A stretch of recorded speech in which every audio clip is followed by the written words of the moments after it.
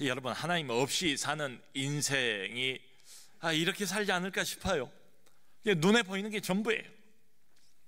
영원, 미래 잘 생각 안 돼요. 생각하고 싶지도 않아요. 그저 현재가 중요하고 눈에 보이는 것이 전부인 이런 인생들.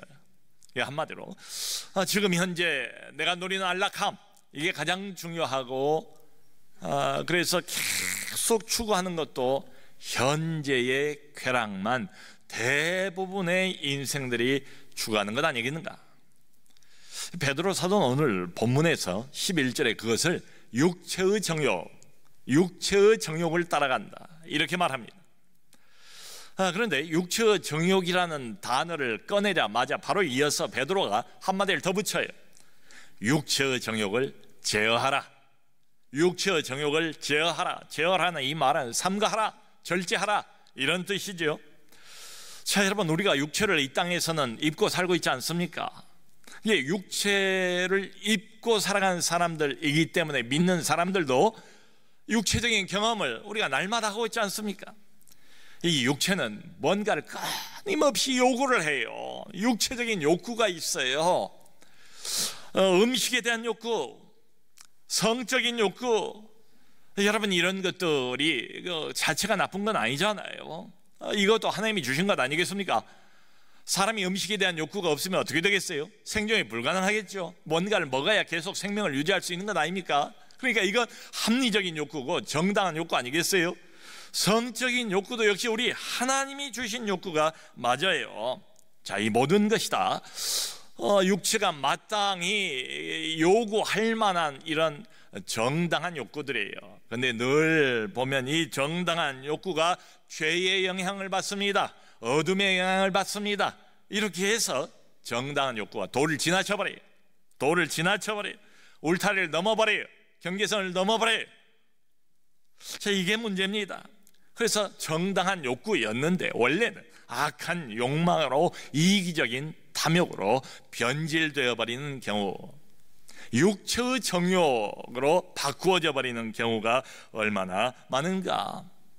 여러분, 이런 육체의 정욕의 결론이 뭡니까? 결국은 어떻게 되는 겁니까? 우리가 다 알잖아요. 우리 주변에서는 보는 게 이런 것들 아닙니까? 결국 자신을 파괴하고 남을 파괴하게 되지요. 여러분, 문화적인 차이는 좀 있을지 몰라도 베드로 당시나 지금 이 시대나 사람들의 심성은 똑같은 것 같아요. 다 육체의 정욕입니다. 어둠의 그림자, 이게 사람들 영혼을 좀먹고 있어요. 갉아먹고 있어요. 검은지 흰지처럼 계속해서 갉아먹고 있는데 그들은 눈앞에 떨어지는 꿀에 취해서 전후좌우 생각을 못하는 이런 형편 아닌가. 이런 세상의 한 복판에 살고 있는 하나님의 백성들, 거듭난 하나님의 신자들 향해서 베드로가 11절에 그렇게 말합니다. 너희는 이 세상에서 나그네와 행인이라. 너희는 다르다. 신분이 뭐냐, 정체성이 뭐냐, 너희는 나그네다. 나그네를 자꾸 강조해요. 그 이유가 뭐겠어요? 이 땅에 영원 무궁토록 정착할 사람이 아니다. 여기가 정착지가 아니다. 너희는 행인이다. 길손이다. 잠시 스쳐 지나가면서 체류하고 있는 길손에 불과한 것이다. 그것이 바로 그리스도인들의 정체성이다. 이유가 있어서 여기에 잠시 머물고 있는 것이다, 이런 뜻입니다. 여러분, 우리 회사에서 회사가 좀 크면 해외로 지사를 두어서 그리 파견하지 않습니까? 해외 지사로. 근데 대개 해외 지사로 나온 분들을 보면, 나가는 분들을 보면 대개가 3년이에요. 3년이더라고요. 좀 길면 4년, 아주 드물게는 5년인데 말하자면 기간이 있어요. 기간이 뭐 10년, 20년, 길지 않아요. 영원 무궁토록 그런 파견 없어요. 여러분, 회사에서 어떤 사람에게 더 많은 돈을 들여서 딴 나라로, 해외로 파견을 할 때는 목적이 있지 않겠습니까? 목적 하나밖에 없어요. 경제적인 이득이라는 목적이 있지 않겠어요? 그러니까 이 사람이 3년 동안 다른 문화권에 있으면서 목적을 가지고 파견을 나온 거예요. 그 나라에 살면서, 해외에 살면서도, 그러니까 자기를 파견한 회사가 있잖아요. 늘 본사, 나를 파견해준 회사의 지시, 회사의 입장, 이것을 따르는 사람 아니겠어요? 말하자면 이 땅에서 나그네로 살고 있는 우리 그리스도인들, 이 땅을 스쳐 지나가는 길손처럼 행인처럼 여기 잠깐 머물러 있는 우리 예수 믿는 사람들은 목적이 있어서 머무는 것이다. 하늘나라로부터 파견된 사람들이다. 지금 파견 근무를 하고 있는 중이다. 이런 뜻 아니겠어요? 그러니까 우리는 어느 지시를 따라야 되겠습니까? 우리를 파견한 저 하늘의 지시를 따르는 사람들이라는 거지요. 자, 그러므로 유일하게 이 세상에서 세상의 흐름을 거슬러 올라갈 수 있는 사람, 유일하게 이 땅을 살아가면서도 세상의 정욕을 제어하고 이길 수 있는 유일한 부류의 사람들이 바로 너희들이다, 이런 소리입니다. 자, 여러분, 베드로의 이 말을 우리가 아멘으로 바꾸요. 자, 그럼에도 불구하고 우리가 한번 경험하지 않습니까? 세상 한복판에 살면서 신자지만, 예수 믿는 사람이지만, 교회 꼬박꼬박 다니는 사람이지만, 직분도 가지고 있는 사람이지만, 여러분, 이 세상의 영향을 끊임없이 우리가 받고 있지 않습니까? 그러다 보니까 나도 모르게 육체의 정욕에 그만 넘어지는 경우도 얼마나 부지기수로 많을까요? 조금만 방심하면 세상이 나를 유혹해요. 조금만 방심하면 세상이 나를 먹어버려요. 내 영혼을 먹어버려요. 여러분, 다른 사람들, 예수 안 믿는, 하나님 모르는 이런 사람들은 사탄하고 게임이 안 됩니다. 사탄의 그야말로 마비예요. 근데 사탄이 적극적으로 노리고 있는 대상이 있어요. 그건 누구냐 하면 바로 우리들입니다. 예수 믿는 사람들, 하나님의 영을 가지고 있는 사람들이에요. 거듭난 사람들이에요. 하나님의 생명을 가지고 있는 사람들이에요. 우리가 무섭겠습니까? 우리를 보호하는 하나님 때문에 그렇지요. 하나님의 이름이 우리에게 걸려있기 때문에 그렇지요. 그러므로 마귀는 하나님의 나라를 파괴하고 하나님의 영광을 무참히 박살내기 위해서 예수 믿는 사람들을 적극적으로 노립니다.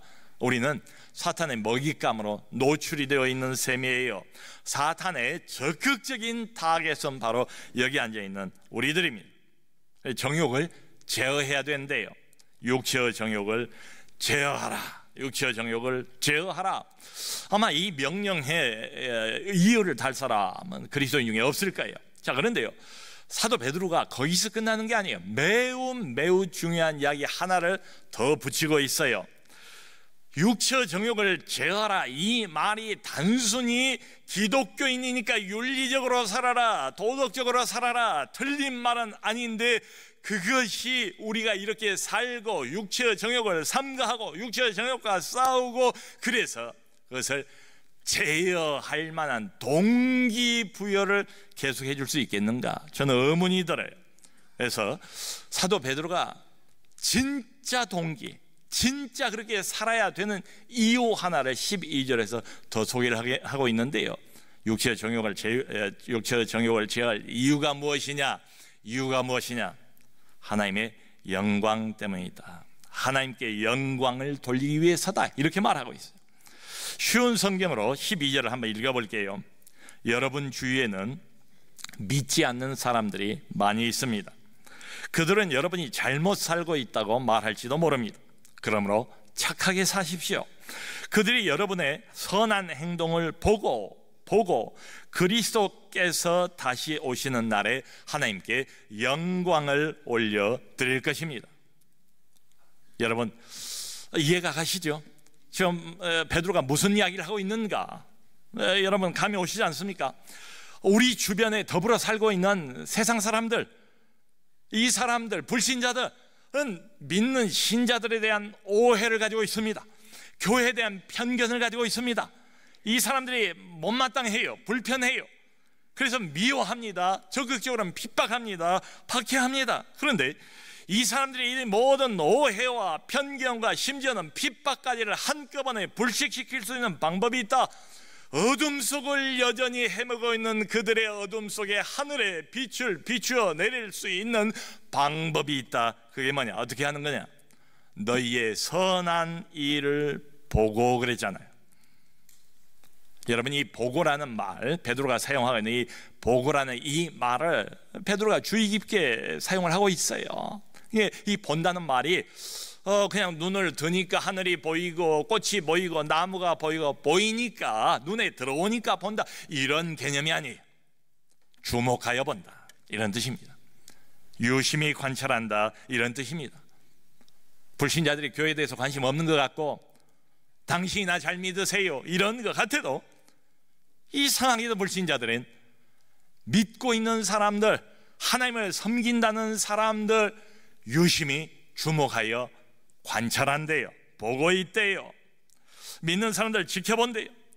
교회가 어떻게 하나 지켜본대요. 저 사람 교회 다니고 저 사람 교인인 걸 내가 아는데 저 사람이 어떻게 하나, 어떤 결정을 내리나, 이걸 유심히 지켜본대요. 여러분, 예수님 말씀에 우리는 산 위의 동네라고 하지 않았습니까? 산 위에 있는 동네, 그러니까 동서남북 사방에서 바라봐요. 이게 드러나 있어요. 노출되어 있어요. 감출 수가 없어요. 숨길 수가 없어요. 원치 않아도 어쩔 수가 없어요. 그게 우리의 정체성이래요. 우리의 신분이래요. 산 위의 동네로 하나님이 우리를 세우셨대요. 숨길 수가 없어요. 자, 그러므로 우리 예수 믿는 신자들이 하는 말 한마디가 그래서 조심스럽고 우리의 행동 하나가 그래서 조심스러운 것 아니겠는가? 목사님, 신앙이 그런 거라면 너무 피곤한 인생 되지 않겠습니까? 겨우 일주일에 한 번씩 주일날 예배당 나오는 것이 나는 전부인데 이게 말 한마디에 조심해야 되고 신경 써야 되고 또 행동거지 하나하나에 조심해야 되면 너무 피곤한 인생 아니겠습니까? 그렇게 볼 수도 있을 것 같아요. 근데 여러분, 베드로가 지금 억지로 해라, 피곤하지만 참고 해라, 이런 뜻이겠어요? 기꺼이 그렇게 해야 된다, 기쁨으로 그렇게 할 수가 있다. 왜? 이게 하나님께 영광을 돌리는 유일한 길이기 때문에. 그러니까 여러분, 이렇게 생각할 필요가 있어요. 왜 우리가 육체의 정욕을 제어해야 되는가? 왜 삼가해야 되는가? 왜 그렇게 조심스러워해야 되는가? 나 때문이 아니다. 교회 때문도 아니에요. 어떤 사람 때문도 아니에요. 목사가 뭐 이 소리하고 저 소리 했기 때문에. 지금 시대가 어느 시대인데 누가 말 한마디 했다고 그걸 따라가겠습니까? 전부 다 그건 뒷전이에요. 그것보다 훨씬 더 큰 개념이 있다는 것 아니겠습니까? 교회 때문도 아니고 사람 때문도 아니고 당신을 부르고 당신을 선택하고 이 땅에 파견 보낸 살아계신 하나님, 영광의 하나님, 그 하나님께 영광을 이 세상에서 돌릴 수 있는 유일무이한 방법, 선한 일을 보고 안 믿는 사람이지만 하나님을 의식하고 하나님을 감각하고 하나님께 영광을 돌리도록 말이죠. 자, 그러니까 우리가 굳이 육체 정욕을 제어하고 이걸 삼가고 저를 삼가는 이유는 다른 사람들 눈치나 보면서 살자는 이야기가 아니라 하나님의 영광을 위해서 안 믿는 그 사람들의 영혼을 배려하자는 이야기. 눈치 보며 살자, 체면 때문에 살자, 아니요, 그건 너무 소극적이에요. 너무 힘이 없어요. 너무 연약한 변명처럼 들려요. 그게 아니고 이 세상에서도 안 믿는 사람들도 하나님께 영광을 돌릴 수 있는, 그러므로 저들의 영혼을 배려하는 차원에서 육체의 정욕을 제어하라. 다른 사람이니까. 그 종교 사회학자 중에 로드니 스타크라는 사람이 있습니다. 근데 이 사람이 연구를 해보니까 이런 결론이 나왔어요. AD 40년, 우리 주님께서 약 33년 동안 이 땅을 살았잖아요. 주님 돌아가신 지 약 7년이 지났어요. 그때 로마 제국 전역에 예수를 믿는 그리스도인들은 약 1,000명에 불과했답니다.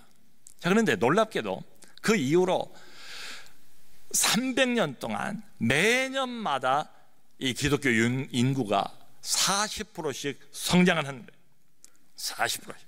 그래서 AD 350년에는 로마 제국 전역에 그리스도를 믿는 신자들이 무려 3,300만 명. 3,300만 명. 당시에 로마 제국 전체 인구가 약 5,600만 명이었답니다. 5,600만 명 전 로마 제국의 인구 중에 3,300만 명이 자원해서 이미 그리스도인이 된 거예요. 이게 약 60%입니다. 약 60%가 그리스도인이에요. 여러분, 신기하지 않습니까? 경이로운 신장 아닙니까? 이게 기적 아닙니까? 그러니까 우리의 질문은 도대체 어떻게 해서 이런 일이 벌어졌나? 250년 동안 극심한 로마의 대박해를 겪고 있는 중에 이렇게 기독교가 성장을 해버린 거예요. 성장 비결이 뭐냐? 그때 뭐 이렇게 화려한 교회 건물이 있겠습니까? 내놓고 사람들이 모여서 집회를 가질 수 있겠습니까? 예배를 드릴 수 있겠습니까? 눈에 보이는 번듯한 건물도 없고, 교회 조직도 없고, 교회 학교도 없고, 전문 프로그램도 없고, 훈련 프로그램도 없고, 이렇게 아름다운 성가대도 없고, 아무것도 없었대요. 오직 하나만 있었답니다. 오직 하나. 그게 뭐냐? 자신들이 믿는 것을 이 사람들은 삶 속에서 실천하면서 예수 그리스도의 복음을 전파했다. 유일하게 그거 하나가 남는 거예요. 자신들이 진심으로 믿고 있는 것을 자신들의 생활 속에서, 삶 속에서 실천하면서 예수 그리스도의 복음을 전파했다, 이 이야기입니다. 그래서 세상 사람들이 어떻게 보았는가? 누구보다도 신뢰할 수 있는 사람들이라는 인정을 받게 된 거예요. 여러분, AD 313년에 드디어 로마의 그 황제 콘스탄틴 대제가 기독교를 인정하지 않습니까? 곧 이어서 국교가 되지 않습니까? 이 콘스탄틴 황제 자신이 먼저 기독교를 개종을 해요. 이 사람이 개종을 하는 이유는 딱 하나입니다. 이 사람이 황제인데요, 정치를 해야 되는데 누구를 대상으로 정치를 하고 싶겠습니까? 누구보다도 신뢰할 만한 사람들을 대상으로 정치를 하고 싶은 거예요. 안 그러면 불안정하게 하지 않겠습니까? 안 그러면 못 믿지 않겠습니까? 자기가 먼저 기독교로 개종을 해버린 겁니다. 여러분, 얼마 전에 3.1절 아니었습니까? 올해가 또 3.1절 100주년이라고 그래서 특별한 행사들을 많이 하지 않았습니까? 그 3.1 만세운동 독립선언문을 작성할 때 33인 민족 대표가 거기에 서명하지 않았나요? 그 33인 중에서 절반 16명이 기독교인이에요. 크리스찬이에요. 거듭난 사람들이에요. 하나님을 믿고 따르는 사람들이에요. 그러니까 이 민족이 정말 일제치하에서 신음하고 어둠 속을 통과하고 있을 때에 하나님을 아는 사람, 하나님을 믿는 사람들이 민족의 등불이 되고 민족의 선봉장이 되고 앞장서서 이 사회와 이 나라를 앞장서서 이끌었다, 이런 이야기 아니겠어요? 그러니까 일제치하를 그렇게 보내고 6.25를 지나고 한참 이 나라가 어렵고 극심한 고통 속에 있을 때에 여러분, 수는 적었지만은 예수 믿는 사람들, 그리스도인들은 사람들로부터 신뢰할 만한 사람들 인정을 받았습니다. 존경을 받았습니다. 그 이 아래 내려가 보면 지난번도 말씀드린 것처럼 성산홀이 있어요. 성산 장기례 박사. 이 장기례 박사는 부산 지방에서 평생을 사랑의 의술을 베풀었던 사람입니다. 우리나라의 의료보험이라는 제도를 맨 먼저 도입을 했던 사람이 바로 이 성산 장기례 박사예요. 이 장기례 박사가 이런 이야기를 했습니다. 예전에는 예수 믿는 사람들의 모습이 타인의 모범이 되었다. 믿지 않는 사람들이 그래서 믿는 자의 생활을 보고 감탄해서 그런 모습이 어디에서 나오는지에 대해 궁금했다.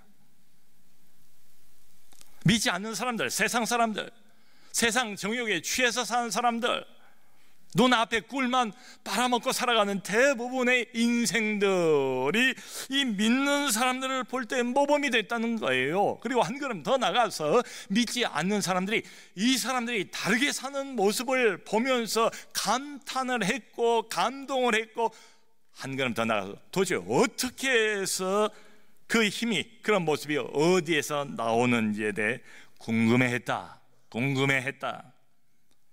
지금 완전히 역전이 됐죠. 그 어느 단체에서, 기독교 단체에서 왜 기독교가 오늘날 비호감인가 이유를 물어봤답니다. 설문조사를 했는데요, 57.5%, 대다수가 57.5% 삶과 신앙의 불일치 때문이다. 선한 행실이 없는 거예요. 주일만 있는 거예요. 월화수목금토는 상실돼 버린 거예요. 이게 이유래. 57.5% 우리를 바라보는 세상 사람들이 이전과는 완전히 다른 시선으로 바라보는 거죠. 왜냐? 삶과 신앙이 불일치하기 때문입니다. 여러분, 성경 말씀대로 이건 하나님의 말씀이니까 오늘날도 진리 아니겠어요? 무엇이 세상 사람들로 하여금 하나님께 영광을 돌리게 만들까? 불신자라 해도 기독교에 관심 없는 사람이라 해도 이 사람들로 하여금 하나님께 영광 돌리게 만들 수 있는 비결이 뭐냐? 선한 행실. 자, 여러분, 한 가지 우리가 또 마음에 담을 것은 베드로가 선한 행실이라고 말했지 선한 생각이라고 말하지 않고 선한 이론이라고 말하지 않고 선한 교리라고 말하지 않았습니다. 교리가 대단히 중요해요. 우리 신앙의 밑바탕이에요. 우리가 두 발 딛고 서 있는 게 바로 교리예요. 근데 사람들은 교리를 몰라요. 우리의 행실만 보입니다. 우리의 살아가는 모습만 보여요. 세상은 여전히 육체의 정욕이 지배하고 있습니다. 아마 경제는 더 발전할지 모르겠지만 우리 대한민국 사회는 훨씬 지금보다도 개인주의, 원자핵처럼 모두가 다 분열되어서 자기를 중심으로 돌아가는 이런 사회가 이미 된 것 같은데 앞으로 더 그럴 것 같아요. 여러분, 너도 나도 육체의 정욕만을 따라가는 사회라면 결론이 뭐겠어요? 남는 게 뭐겠어요? 여전히 절망만 남겠죠. 고통만 남겠죠. 눈물만 남겠죠. 탄식과 신음소리만 남지 않겠어요? 그런데 이런 사회 안에 다르게 살아가는 사람들이 있다. 육체의 정욕을 제어하는 사람들이 있다. 세태의 흐름을 거슬러 올라가는 사람들이 있다. 마치 이 시대, 이 세상에 대한민국이 이물질과 같은 사람들, 이물질. 그러니까 불편하죠. 자기들하고 다르니까 불편하죠. 자기들 말을 먹어주지 않고 자기들 뜻대로 따라주지 않으니까 불편하죠. 매우 불편하죠. 괘씸하지요. 그런데 이게 참 모순이지만 이게 진리예요. 아까 그랬잖아요. 가장 신뢰할 만한 사람들이 매우 불편하지만 가장 신뢰할 만한 사람들, 매우 불편하게 나를 만들지만 가장 존경할 만한 사람들, 그리스도인들. 이게 그냥 되겠습니까? 선한 행실이 그냥 되겠습니까? 희생 없이 되겠습니까? 손해보지 않고 되겠습니까? 나도 남처럼 육체의 정욕만 따라간다고 되겠습니까? 희생과 봉사의 삶을 말하는 것 아니겠어요? 그러니까 이걸 구체적으로 질문 형식으로 이렇게 한번 물어볼 수 있을 것 같아요. 밤에 잠들기 전에, 그래, 나는 그리스도인이야. 하나님이 특별 파견 근무를 지금 이 세상에서 하고 있는 것이야. 그러면 질문, 내가 오늘 하루 하나님의 영광을 위해 살아보려 했는데 하나님의 영광을 위해서 어떤 선한 행위를 했는가? 얼른 대답이 안 나와요. 그러면 좀 범위를 넓혀보자고요. 자, 그러면 이번 일주일 동안 내가 살아가면서 하나님의 영광을 위해서 행했던 선한 행실은 무엇인가? 그래도 대답이 안 나와요. 그럼 더 좀 넓혀서, 그래, 그러면 내가 하나님의 영광을 위해서 최근 한 달 동안 했던 선한 행실은 무엇인가? 그래도 대답이 금방 안 나오면 이건 문제가 있는 그리스도인 아닌가? 하나님께서 나를 여기에 파견하신 이유, 하나님이 내게 가지고 계시는 기대, 여전히 내가 이 세상의 소망이라고 말씀하시는데 내가 뭐라고? 그래도 하나님이 나에게 붙여주신 이름이 신자예요. 거룩한 제, 왕같은 제사장이에요. 문제가 있는 것 아닌가? 여러분, 갑자기 무슨 큰 일, 큰 희생, 큰 손해, 이건 불가능할 거예요. 그런데 그렇다고 해서 아유, 나는 뭐 하나님 영광 관심 없습니다, 난 나대로 살래요, 이럴 요량이십니까? 이런 말 할 수 있습니까? 하나님 앞에서 그런 말 할 수 있을까요? 그러니까 큰 무슨 희생과 큰 선한 일 아니라 할지라도 마음만 먹으면, 마음만 있으면 우리가 해볼 수 있는 이 작은 선한 일도 얼마나 많겠습니까? 얼마나 무수히 우리 옆에 널려 있겠습니까? 어떤 자리를 양보하는 그런 일, 내가 먼저 인사하는 이 선한 작은 일, 내가 먼저 사람에게 미소 짓는 이 선한 작은 일, 내가 먼저 다른 사람을 칭찬하는 이 작은 선한 일. 외국인들이 대한민국 와보면 모두가 다 화난 사람들처럼 그렇게 느껴진다고 그러잖아요. 그런 마당에 내가 먼저 미소 짓고 내가 먼저 인사하고 내가 먼저 칭찬하는, 이게 그렇다면 결코 작은 일이 아니지 않을까요? 이 작은 일, 이 간단한 일, 이게 이 사회를 따뜻하게 만들어주고 다른 사람들로 하여금 살만나게 만들어준다면 결코 작은 일이 아니지 않은가? 이거부터 시작해야 되지 않겠는가? 만일에 하나님이 그런 마음을 주셔서 한 걸음만 더 나간다면 이런 기도도 해볼 수 있지 않겠는가? 하나님이여, 저쪽이 이제 전세로 들어와서 살고 있는데 가난하고 어렵고 힘들다는 걸 내가 모르는 바니에요. 주여, 전세금을 올리지 않을 수 있는 믿음을 내게 주옵소서. 이런 기도 얼마나 하나님께서 기뻐하실까요? 야, 내가 10년 20년을 그 기도를 기다려왔다. 아마 이러실 것 같아요. 춤을 출 것 같아요. 하나님이. 기업이 어렵고 경제 돌아가는 게 어렵지만, 주여 어렵지만 세금을 있는 대로 제대로 낼 수 있는 용기와 믿음을 주옵소서. 이런 기도 말이죠. 이것도 가능하지 않을까? 작은 일부터 시작함, 한 걸음부터 시작해야 되지 않을까? 천리길도 말이지요. 여러분 이렇게 생각한다면, 내가 내뱉는 이 한마디, 내가 먼저 내미는 이 한 번의 손짓이 결코 작은 것이 아니다. 이 모든 게 다 어디에 걸려 있다고요? 누구 좋자고 하는 일이에요? 사람 아니에요. 교회 아니에요. 내 체면 아니에요. 나 벗어버려야 돼요. 하나님께 영광, 하나님의 영광을 위해서 육체 정욕을 제어하고 선한 일을 구체적으로 실천함으로 우리 하나님께 영광 돌리는 우리 모두가 될 수 있기를 주님의 이름으로 축원합니다.